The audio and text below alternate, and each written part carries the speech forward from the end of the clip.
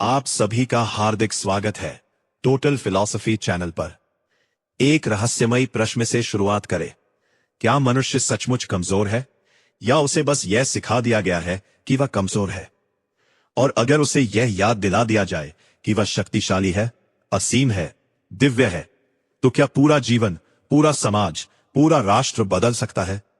कल्पना कीजिए 19वीं शताब्दी का भारत। चारों ओर पराधीनता की हवा है। आत्मविश्वास टूट चुका है।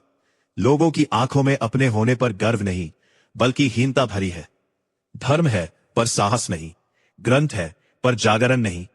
इसी अंधेरे समय में एक बच्चे का जन्म होता है, जिसे दुनिया बाद में स्वामी विवेकानंद के नाम से जानेगी। कलकत्ता, 12 जनवरी 1863। एक मध्यम वर्गीय पढ़ा लिखा परिवार।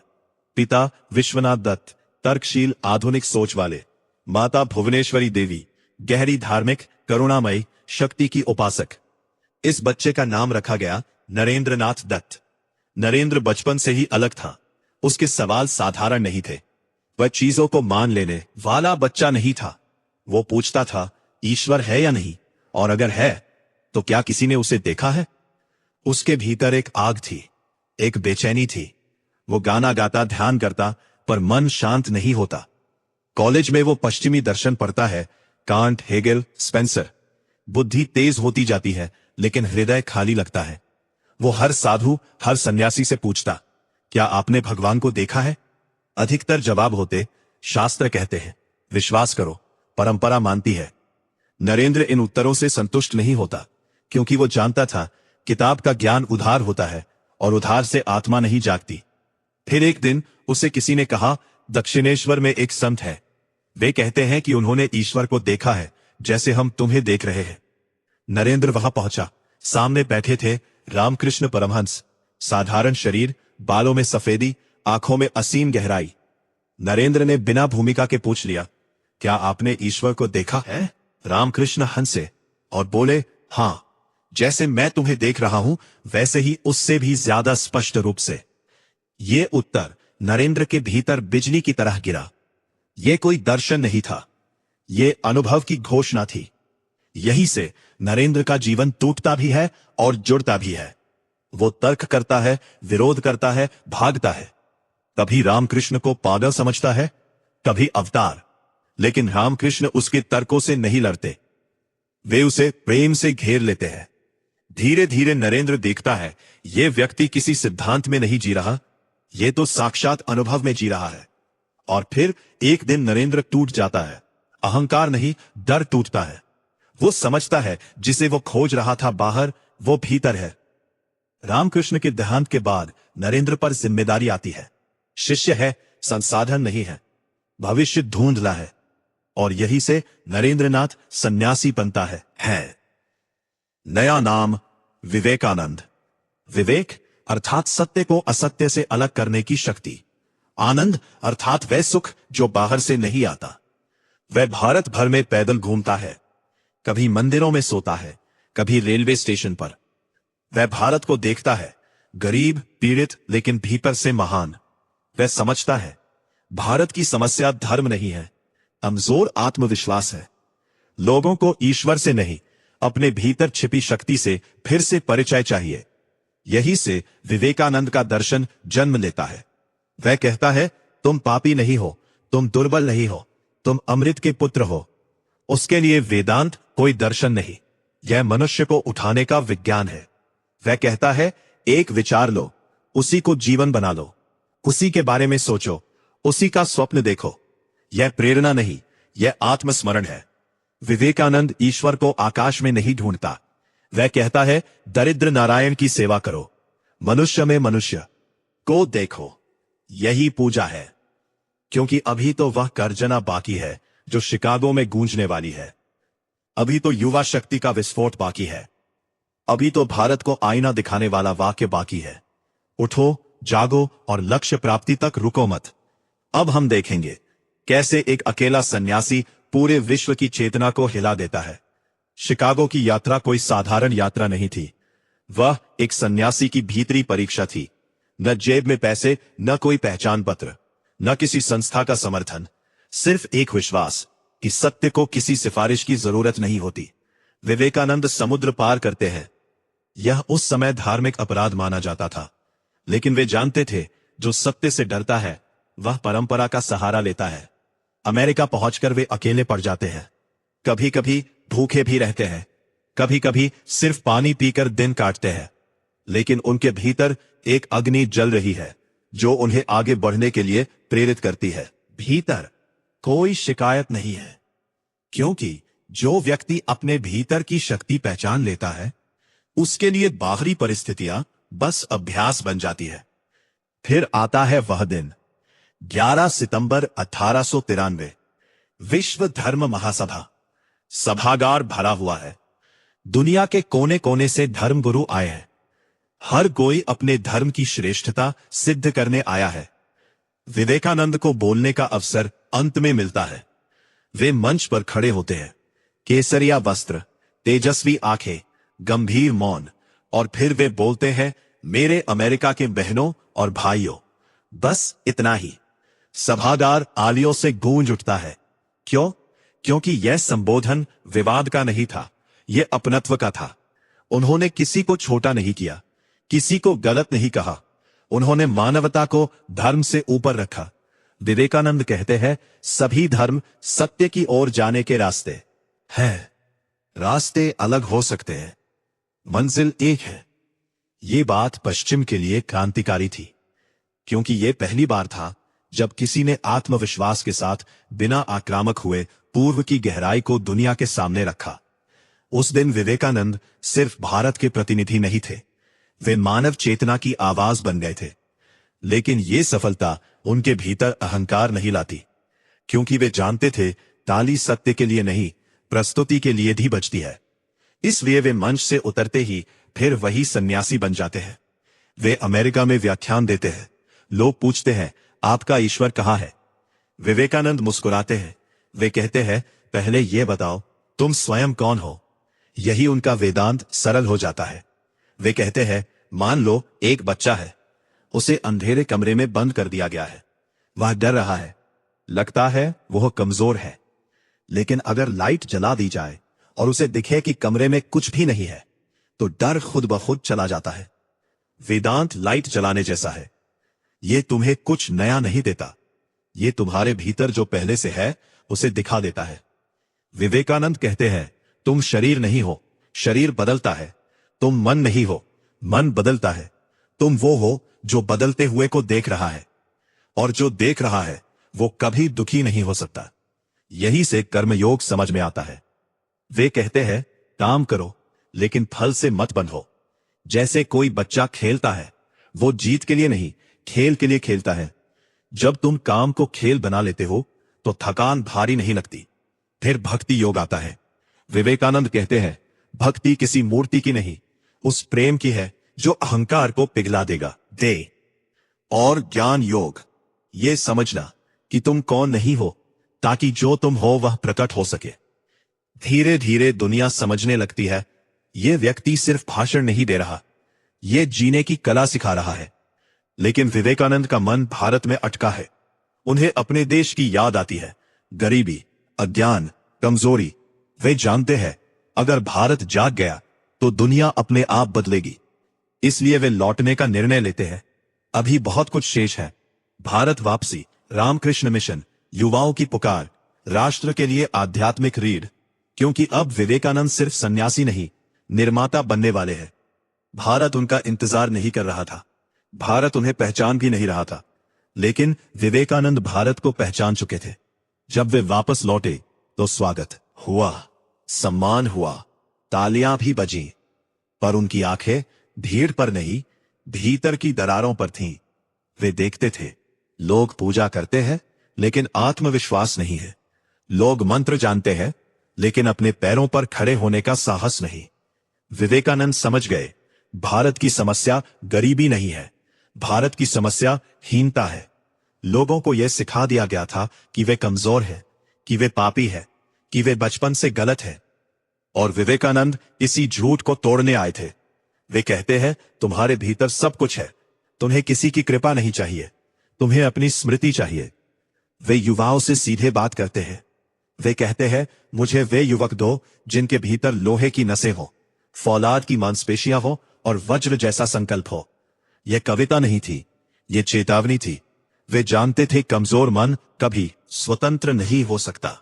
इसीलिए वे शिक्षा की बात करते हैं, लेकिन उनकी शिक्षा सूचनाओं की नहीं थी, उनकी शिक्षा चरित्र की थी। वे कहते हैं, शिक्षा वह है जो जीवन निर्माण करे, चरित्र निर्माण करे और आत्मविश्वास जगाए। अगर एक बच्चे को सिर्फ ये सिखा दिया जाए कि वह असमर्थ नहीं है, तो आधी समस्याएं वही समाप्त हो जाए। विवेकानंद धर्म को भी नए ढंग से देखते हैं। वे कहते हैं, धर्म पलायन नहीं है, धर्म कायरों का सहारा नहीं है, धर्म तो साहस का जन्म है। जो व्यक्ति सत्य को देख ले वह झूठ से नहीं डरता। जो व्यक्ति अपने भीतर ईश्वर को देख ले वह किसी बाहरी शक्ति के सामने झुकता नहीं। यही से रामकृष्ण मिशन का बीज पड़ता है। सेवा उनके लिए साधना है। भूखे को खाना देना, बीमार को दवा देना, अनपढ़ को शिक्षा देना, सब उनके लिए पूजा है। वे कहते हैं, जिस ईश्वर को तुम मंदिर में ढूंढते हो वह भूखे की आंखों में खड़ा है। यह बात आसान नहीं थी, क्योंकि यह धर्म के आराम को तोड़ती थी। अब तुम्हें आरती के साथ उत्तरदायित्व भी उठाना पड़ता है, और लोग उत्तरदायित्व से डरते हैं। विवेकानंद स्त्रियों की स्थिति पर भी सीधे बोलते हैं। वे कहते हैं, जिस समाज में नारी सम्मानित नहीं, वह समाज कभी महान नहीं हो सकता। उनके लिए नारी शक्ति है, कमजोरी नहीं, और शक्ति को दबाया नहीं जाता, जगाया जाता है। लेकिन इस सब के बीच विवेकानंद का शरीर थकने लगता है। भीतर आग है, बाहर दह कमजोर हो रही है। वे जानते हैं समय कम है, इसलिए वे जल्दी में हैं। वे चाहते हैं भारत उनके रहते जाग जाए। है, उठो, जागो और लक्ष्य प्राप्ति तक रुको मत। यह नारा नहीं था, यह अंतिम पुकार थी। उनके शब्द युवाओं के भीतर गूंजने लगे। लोग धर्म को डर से नहीं, गौरव से देखने लगे। लेकिन एक साधक हमेशा जानता है, काम पूरा नहीं होता, सिर्फ अगली पीढ़ी के लिए बीज बोया जाता है। और विवेकानंद बीज बो चुके थे। अब उनके जीवन का अंतिम चरण आ रहा है, जहां शरीर थकता है लेकिन वाणी अमर हो जाती है, वहां जहां मौन शब्दों से ज्यादा बोलता है।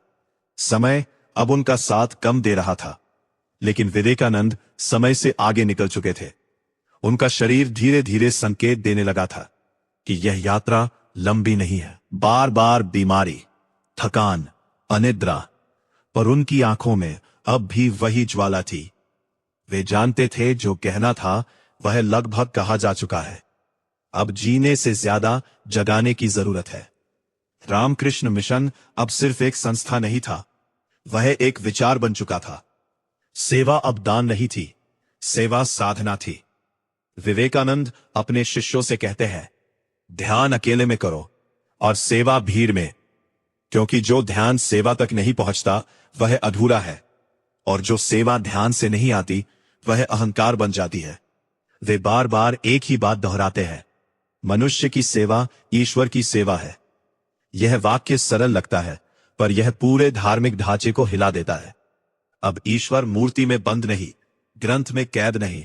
ईश्वर चलता है, सांस लेता है, भूखा होता है, रोता है, और अगर तुम उसकी सेवा नहीं करते तो तुम्हारी पूजा खाली है। विवेकानंद युवाओं को एक और बात समझाते हैं। वे कहते हैं, चरित्र सबसे बड़ा धर्म है। अगर तुम सच्चे हो तो तुम धार्मिक हो, अगर तुम साहसी हो तो तुम आध्यात्मिक हो। डर पाप से बड़ा अपराध है, क्योंकि डर मनुष्य को झूठा बनाता है। वे कहते हैं, डरो मत, ये उनका मंत्र है। डरो मत गरीबी से, डरो मत असफलता से, डरो मत समाज से, क्योंकि जो डर गया वो जीने से पहले मर गया। धीरे धीरे उनकी वाणी और भी संक्षिप्त होती जाती है, क्योंकि सत्य अधिक शब्दों का मोह नहीं रखता। वे अकेले में अधिक समय बिताने लगते हैं। ध्यान, मौन, प्रार्थना है। ये समापन की तैयारी है।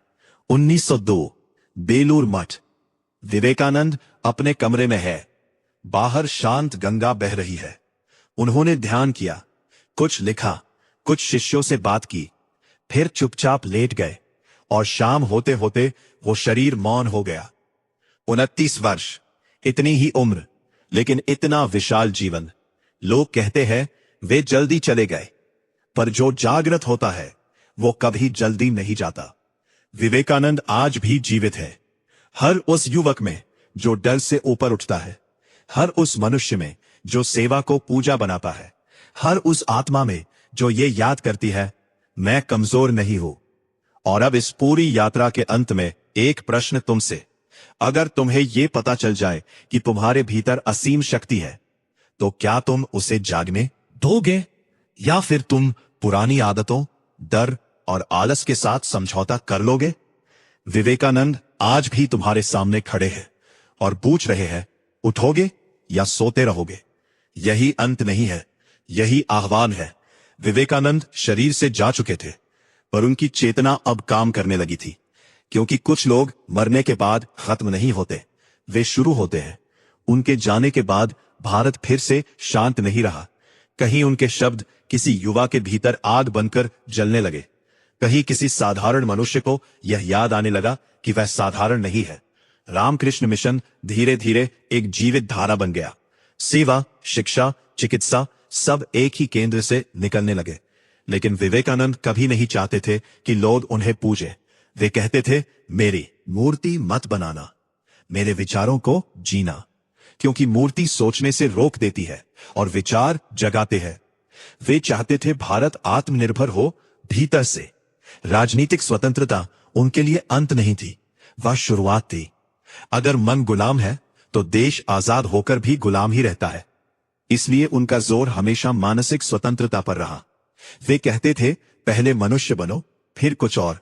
धर्म अगर मनुष्य को छोटा करता है तो वह धर्म नहीं, जहर है।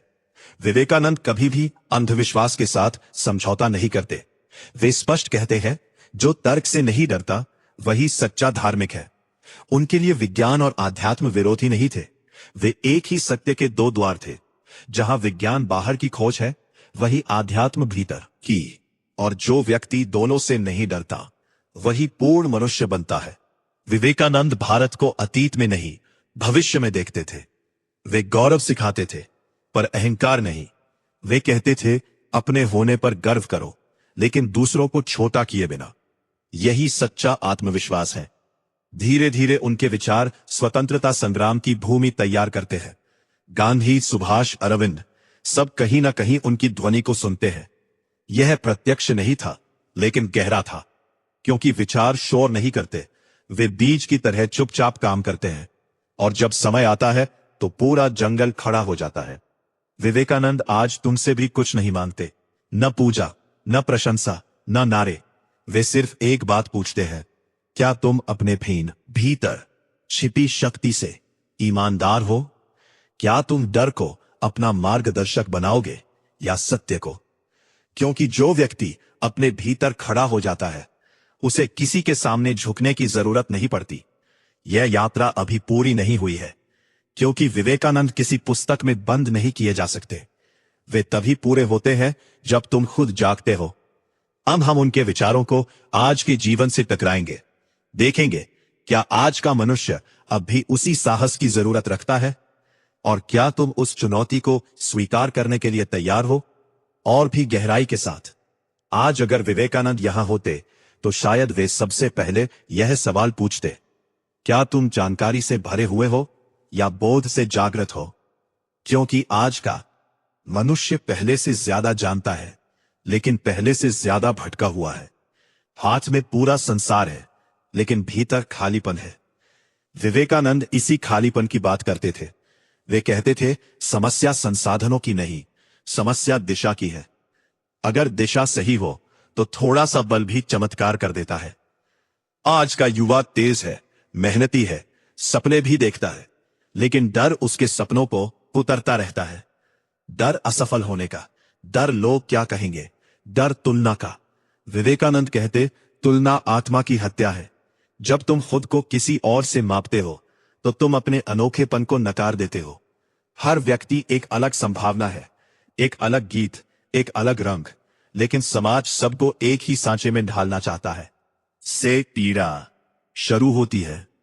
विवेकानंद आज की शिक्षा को देखकर शायद और ज्यादा बेचैन होते, क्योंकि आज भी हम डिग्री सिखा रहे हैं, दृष्टि नहीं। हम प्रतिस्पर्धा सिखा रहे हैं, करुणा नहीं। हम कमाने की कला सिखा रहे हैं, जीने की नहीं। वे कहते थे, अगर शिक्षा चरित्र नहीं बनाती तो वो अधूरी है। और चरित्र डर से नहीं, स्वाभिमान से बनता है। स्वाभिमान अहंकार नहीं है, स्वाभिमान अपने होने का सम्मान है। आज जब मनुष्य खुद से नजर चुराता है, तब वो मोबाइल में डूब जाता है। स्क्रीन ध्यान खा जाती है, और ध्यान के बिना कोई भी गहराई संभव नहीं। विवेकानंद ध्यान को भागने का साधन नहीं मानते थे। उनके लिए ध्यान साहस था, अपने मन को देखने का साहस, करने का साहस, और फिर उन्हें पार करने का साहस। वे कहते थे, पहले मजबूत बनो, शरीर से भी मन से भी, क्योंकि कमजोर शरीर में उच्च विचार टिक नहीं पाते। ये आध्यात्मिकता का अपमान नहीं है, ये आध्यात्मिकता की जमीन है। आज जब लोग आध्यात्म को सिर्फ शांति की दवा समझ लेते हैं, विवेकानंद याद दिलाते हैं, आध्यात्म शांति से पहले सत्य देता है, और सत्य अक्सर असुविधाजनक होता है। वो तुम्हारे बहानों को तोड़ता है, वो तुम्हारे डर को उजागर करता है, लेकिन वही तुम्हें स्वतंत्र भी करता है। विवेकानंद किसी को आश्रित नहीं बनाते। वे गुरु होकर भी ये नहीं कहते, मेरे पीछे चलो। वे कहते हैं, अपने पैरों पर खड़े हो। यही उनकी क्रांति है। आज भी अगर उनकी वाणी ध्यान से सुनी जाए, तो वह सांत्वना नहीं देती, वह जिम्मेदारी देती है। और जिम्मेदारी हल्की नहीं होती, लेकिन जो जिम्मेदारी उठाता है, वही वास्तव में जीता है। अब यात्रा एक और मोड़ ले रही है। अब हम और गहराई से उनके वेदांत, उनके योग और उनके मनुष्य निर्माण के स्वप्न को छुएंगे। क्योंकि विवेकानंद समाप्त नहीं होते, वे हर युग में नए प्रश्नों के साथ लौट आते हैं। वह प्रश्न और भी तीखा होगा। विवेकानंद कभी भी मनुष्य को आसान रास्ता नहीं देते। वे सपनों को मीठा नहीं बनाते, वे उन्हें सच्चा बनाते हैं। और सच्चा सपना अक्सर कठिन होता है। वे कहते थे, सत्य तुम्हें आराम नहीं देगा, पर तुम्हें मजबूत बना देगा। आज जब हर कोई तुरंत सुख चाहता है तुरंत समाधान चाहता है, विवेकानंद धीमे, गहरे और ईमानदार मार्ग की याद दिलाते हैं। वे योग को व्यायाम नहीं बनाते, वे योग को जीवन शैली बनाते हैं। राजयोग उनके लिए किसी चमत्कार का नाम नहीं है, ये मन को एकाग्र करने की विज्ञान है। वे कहते हैं, मन अगर बिखरा है तो शक्ति व्यर्थ जाती है। जैसे धूप जब बिखरी रहती है तो कुछ नहीं जलाती, लेकिन जब वही धूप लेंस से एक बिंदु पर एकत्र होती है तो आग बन जाती है। मन का योग यही है, और यही कारण है कि वे अनुशासन पर जोर देते हैं। अनुशासन बंधन नहीं है, अनुशासन स्वतंत्रता की सीढ़ी है। जो व्यक्ति अपने मन का स्वामी नहीं, वह किसी भी स्वतंत्रता का आनंद नहीं ले सकता। विवेकानंद भक्ति को भी नए ढंग से समझाते हैं। वे कहते हैं, भक्ति रोने का नाम नहीं है, भक्ति कमजोरी नहीं है। सच्ची भक्ति तो अहंकार का गलना है। जब तुम किसी से सच्चा प्रेम करते हो, तो तुम खुद को बीच से हटा देते हो। यही भक्ति है, और यही कारण है कि उनकी भक्ति कायर नहीं बनाती, वह साहसी बनाती है। ज्ञान योग में वे सबसे तीखे हैं। वे कहते हैं, पहले ये जानो कि तुम क्या नहीं हो।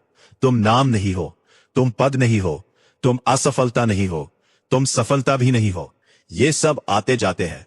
तुम वह हो जो इन सब को देख रहा है, और जो देखने लगता है वह बंधा नहीं रहता। यही विवेकानंद आज के मनुष्य को सबसे ज्यादा चुभते हैं, क्योंकि आज का मनुष्य पहचान में फंसा हुआ है। नाम, अपने काम, अपने प्रोफाइल में खुद को समेट लेना चाहता है, और जब वो सब हिलता है तो वो हिल जाता है। विवेकानंद कहते हैं, जिसे तुम खो सकते हो वो तुम हो ही नहीं।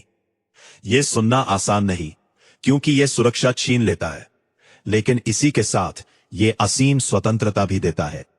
वे समाज से भी एक सवाल पूछते हैं, क्या तुम मजबूत व्यक्तियों का समाज बनाना चाहते हो, या आज्ञाकारी भीड़ का? भीड़ शोर करती है, व्यक्ति इतिहास बनाता है, और इतिहास हमेशा कुछ अकेले लोगों से शुरू होता है। विवेकानंद अकेलेपन से डरते नहीं। वे कहते हैं, अगर तुम सही हो तो अकेले रहना कोई अभिशाप नहीं, यह तैयारी है। तैयारी उस दिन के लिए जब तुम्हें भीड़ के विरुद्ध हो खड़ा होना पड़े।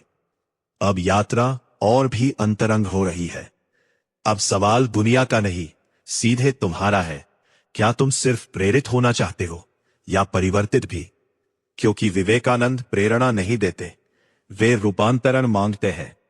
ये मांग और भी स्पष्ट होगी क्योंकि अब उनके शब्द तुम्हारे जीवन के सबसे व्यक्तिगत कोनों तक पहुंचेंगे।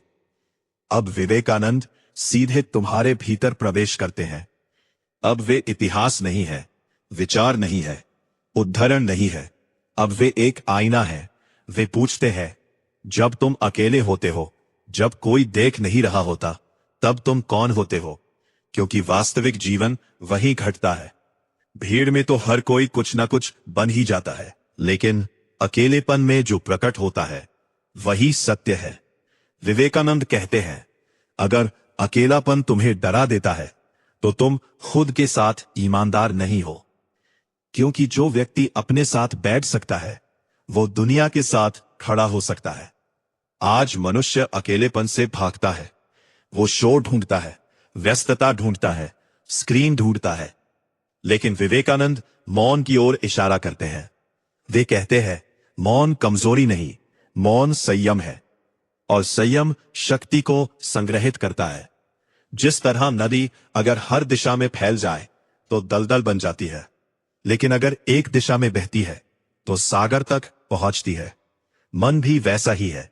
विवेकानंद इच्छाओं को दबाने की बात नहीं करते, को समझने की बात करते हैं।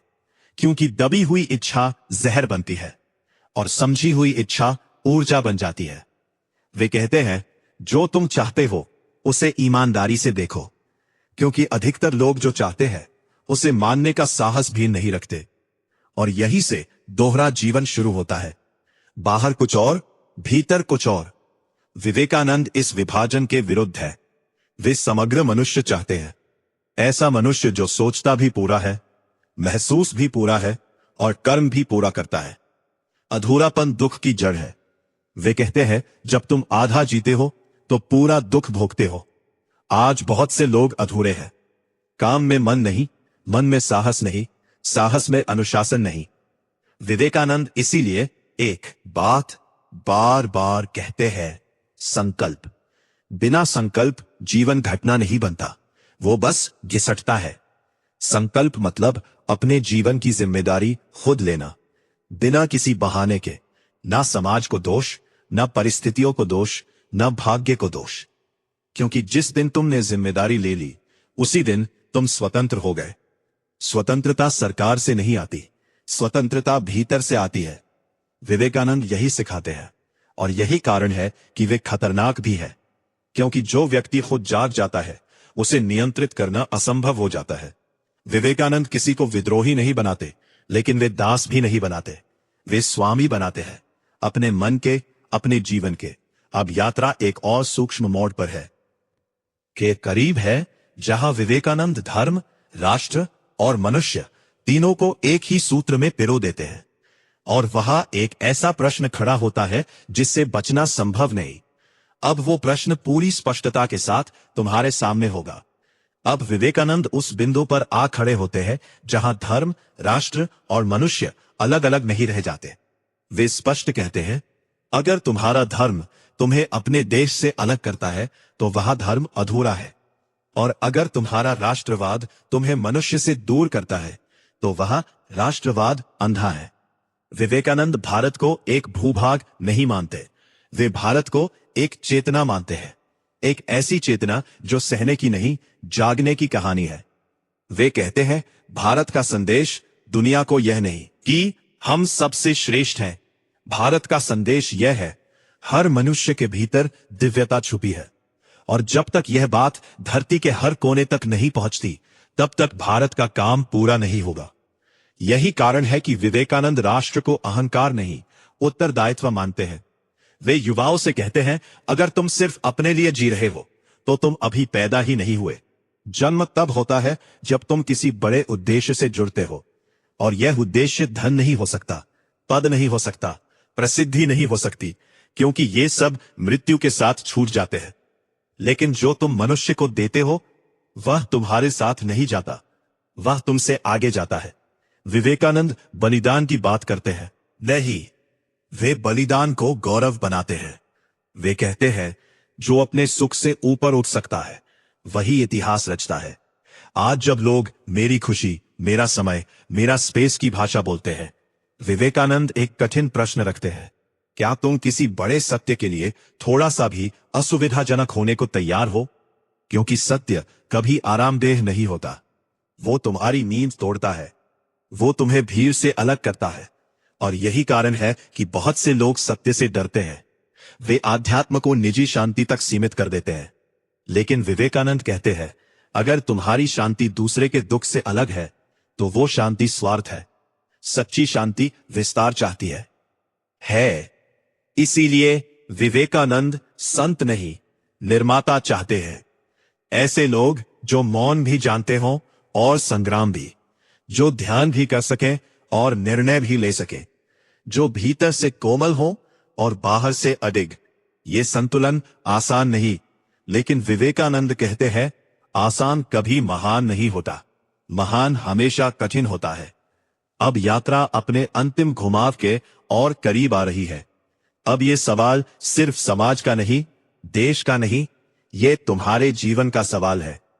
क्या तुम अपने भीतर उस शक्ति को जागने दोगे जिसकी बात विवेकानंद पूरे जीवन करते रहे, या तुम उनके शब्दों को सुंदर वाक्य समझकर आगे बढ़ जाओगे? क्योंकि विवेकानंद तुम्हें श्रोता नहीं बनाना चाहते, वे तुम्हें उत्तराधिकारी बनाना चाहते हैं।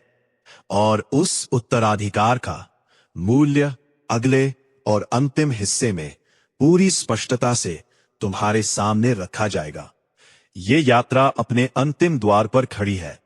अब विवेकानंद कुछ नया नहीं कह रहे, अब वे तुमसे निर्णय मांग रहे हैं, क्योंकि सत्य आखिर में निर्णय चाहता है। अब यह प्रश्न इतिहास का नहीं है, यह प्रश्न भारत का भी नहीं है, यह प्रश्न सीधे तुम्हारा है। क्या तुम अपने जीवन को बस सुविधा में गुजारना चाहते हो या किसी अर्थ के लिए जीना चाहते हो? क्योंकि विवेकानंद स्पष्ट कहते हैं, जो जीवन किसी के काम ना आए वह जीवन नहीं, सिर्फ समय का गुजरना है। वे तुमसे संन्यास नहीं मांगते, वे तुमसे पलायन नहीं मांगते, वे तुमसे पूरा मनुष्य बनने का साहस मांगते हैं। मनुष्य जो डर के बावजूद सत्य का चुनाव करे, जो असुविधा के बावजूद कर्तव्य निभाए, जो अकेलेपन के बावजूद सही दिशा में चलता रहे। विवेकानंद कहते हैं, भीड़ कभी मार्गदर्शक नहीं होती, भीड़ हमेशा पीछे चलती है। मार्ग हमेशा कोई एक व्यक्ति बनाता है और हर व्यक्ति के भीतर वह संभावना मौजूद है। लेकिन उस संभावना को जगाने के लिए एक चीज चाहिए, साहस। साहस का अर्थ लड़ाई नहीं है, साहस का अर्थ ईमानदारी है। खुद से झूठ ना बोलने का साहस, अपनी कमजोरी को स्वीकार करने का साहस और फिर उसे पार करने का साहस। विवेकानंद कहते हैं, जिस दिन तुम अपने भीतर खड़े हो गए उस दिन दुनिया अपने आप छोटी हो जाएगी। क्योंकि बाहर की दुनिया तभी डराती है जब भीतर खालीपन होता है। भीतर अगर आत्मविश्वास है तो बाहर की आंधी सिर्फ हवा बन जाती है। विवेकानंद आज भी तुमसे एक ही बात कह रहे हैं, अपने होने पर विश्वास करो। तुम किसी पाप से पैदा नहीं हुए, तुम किसी दोष के साथ जन्मे नहीं। तुम संभावना हो, तुम शक्ति हो, तुम उत्तरदायित्व हो। और जब मनुष्य ये याद कर लेता है तो वह दूसरों पर निर्भर नहीं रहता, वह खुद एक दीपक बन जाता है। अब ये श्रृंखला यहां पूरी होती है, लेकिन विवेकानंद यहां समाप्त नहीं होते। वे तभी जीवित होते हैं जब तुम अपने भीतर कहते हो, अब मैं डर से नहीं, सत्य से जीऊंगा। अगर इस पूरी यात्रा ने तुम्हारे भीतर आत्मविश्वास की एक छोटी सी चिंगारी भी जगाई है, अगर तुमने खुद को थोड़ा सा भी ऊंचा महसूस किया है, तो इस वीडियो को लाइक जरूर करो। इसे उन लोगों के साथ शेयर करो जो खुद पर विश्वास खो चुके हैं। और ऐसे ही जीवन को भीतर से जगाने वाले महान दर्शनों को सुनते रहने के लिए हमारे YouTube चैनल टोटल फिलॉसफी को सब्सक्राइब करना ना भूले। क्योंकि विवेकानंद किसी मूर्ति में नहीं, किसी किताब में नहीं, विवेकानंद तुम्हारे भीतर तभी प्रकट होते हैं जब तुम खुद पर विश्वास करते हो। यही अंत नहीं है, यही जागरण है।